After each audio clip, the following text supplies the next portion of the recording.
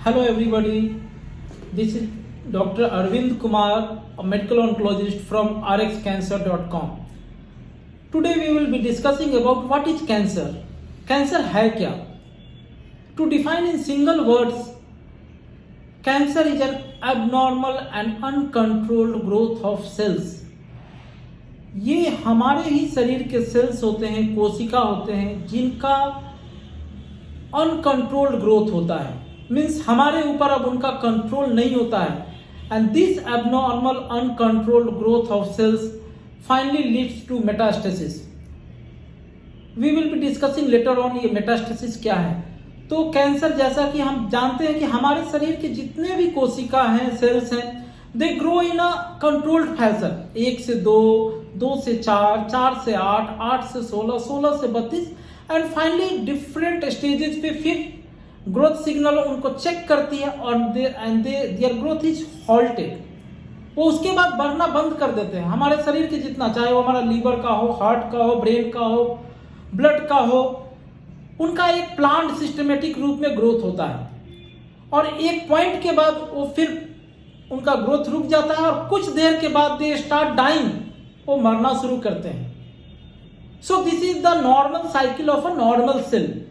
अब जो cancerous cell होते हैं, उनका हमारा उनके ऊपर कोई कंट्रोल नहीं होता है. दे ग्रो इन दियर फैशन. 1 से 4, 4 से 40, 40 से 400, 400 से 5000, 5000 से 2 lakh. They grow in this fashion. They are not in our control. So this cells are out of our control when they become cancerous. They are our own cells. हमारे खुद के सेल्स हैं. बहुत बार लोग पूछते हैं कि जो मेरा कैंसर का कीटाणु है वो तेजी से फैल रहा है. ये आम धारणा है. कैंसर कोई कीटाणु नहीं है. हाँ, there is another thing that some viruses cause cancer. Cancer कोई कीटाणु नहीं है, वो हमारा खुद का सेल्स है जो हमारे साथ अभी तक सामंजस्य बना के it was living in a ecogenic environment with us. But once they get the characteristics of a cancerous cell, they get out of control. Now what is this characteristics of a cancerous cell? A normal cell, जैसा मैंने बताया, it has a coordinated growth and finally the growth halts and the cell dies. अब cancer का अपना नहीं है, तो ये कोऑर्डिनेटेड ग्रोथ के लिए हमारे बॉडी को ग्रोथ सिग्नल्स आते हैं जो ब्रेन से आते हैं, पिट्यूटरी से. उस ग्रोथ सिग्नल्स हमारे बॉडी के सारे सेल्स के ग्रोथ को कंट्रोल करता है, कब किसको बढ़ना है, नहीं बढ़ना है. ये cancer cells, they are so clever, they don't depend upon our growth signals. वो अपनी मर्जी से चलते हैं. तो पहला कैरेक्टरिस्टिक्स हो गया insensitivity to the growth signals. These growth signals control the growth of our normal cells. So cancer cells has a basic quality that they are insensitive to growth signals.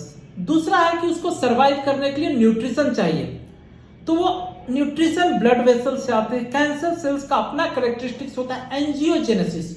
वो अपना ब्लड वेसल्स खुद बनाता है और ये blood vessels फिर आसपास के नॉर्मल सेल्स के एनर्जी को लेके उस नॉर्मल सेल्स के एनर्जी के ऊपर ये फलते फूलते हैं. जैसे कि एडवांस स्टेज के कैंसर में आप रोगी को कितना भी खाना खिलाए, वो बहुत ही वीक रहता है. Because this cancerous cells are so metabolically active, they take the maximum nutrients from the normal cells. दूसरे का भी खाना छीन छीन के ये खाता है, लेमन टर्म में अगर हम बोले तो. इसके लिए इसको एंजियोजेनेसिस की जरूरत होती है. दूसरा होता है एक जगह से दूसरे जगह पे जाना, उसको मेटास्टेसिस बोलते हैं. कोई भी लोग पूछते हैं, आम लोग भी अगर किसी के यहाँ कैंसर होता है तो जो भी उससे पूछते हैं कौन सा स्टेज में कैंसर है, it just comes to us spontaneously. अच्छा, कौन सा स्टेज का कैंसर है? स्टेजिंग मतलब कि अगर किसी को ब्रेस्ट का कैंसर है तो फेफड़े में चला जाना, एक जगह से दूर चले जाना, ब्रेन में आ जाना, इसको हम मेटास्टेसिस बोलते हैं. और टेक्निकल टर्म में, साइंटिफिक टर्म में, any cancer which is in stage 4 that has metastasized means अगर मेटास्टेसिस हुआ है तो अब वो स्टेज 4 में चला गया है. Now the treatment will be to prolong the life, to decrease the pain, to decrease the suffering, to improve the quality of life. Cure possible नहीं होता है. रेयर केसेस को अगर छोड़ दे तो once the cancer has gone from its primary site, अगर मानो कि पेट का cancer that is gone to liver, that is metastasis, that is stage 4 disease. ये कैंसर का तीसरा कैरेक्टरिस्टिक्स बताया. अब चौथा कैरेक्टरिस्टिक्स जो है, नॉर्मल सेल्स, जैसा मैंने बताया कि it grows, it divides, then the division halts, finally it dies. Cancerous cell में ऐसा नहीं होता है. It has evaded apoptosis. Apoptosis मतलब डेथ होता है, प्लांट डेथ, जो कि each and every cell of our body has to go through.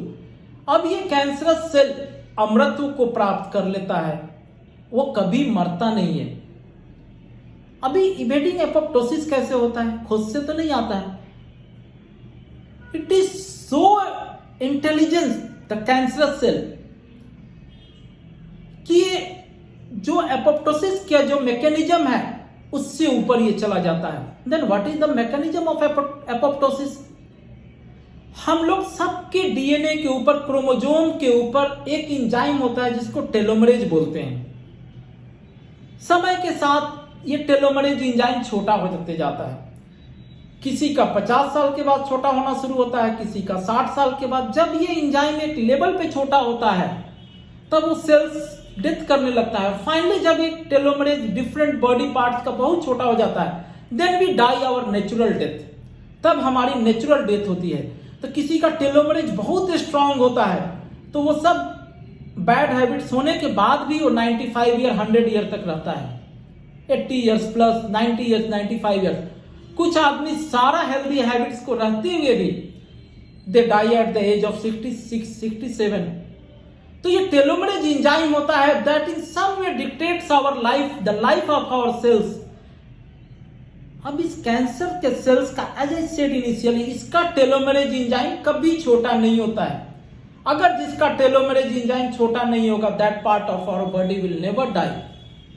So these cancerous cells are, in layman, they are so intelligent, they have evaded the entire system of apoptosis. ये अमृतत्व को प्राप्त हो जाते हैं. So these are the basic peculiar characteristics like insensitive to growth signals, angiogenesis, evading apoptosis, that has lead to means immortal name to the cancerous cells. And that is the reason science has developed so much. We have developed so much, but still we are not able to cure stage 4 cancers. Even some early cancers, they tend to recur back because these cancerous cells, in layman terms, they are so intelligent, they have developed so inherent qualities that once we start treatment, somehow the other they develop the other qualities, and so it's a very difficult, unlike infectious diseases, that in the coming decade or so the science will be able to conquer cancer. But still, what we were 30 years back, there have been quite revolution, and we hope that in the coming few decades we may conquer cancer. Thank you.